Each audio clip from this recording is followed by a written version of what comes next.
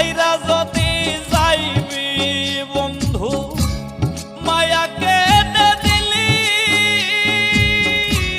চলো নাতে বুক ভাঙ্গিয়া কেন বাপর করিলি মাঝারুলের হইল না সুখ বন্ধুয়া তোর কারণে প্রতারণার হইব বিচার আসরের ময়দানে রে বন্ধু প্রতারণার চাইব বিচার আসরের ময়দানে কোন সে দোষে দুঃখ দিলে আমার সরল প্রাণে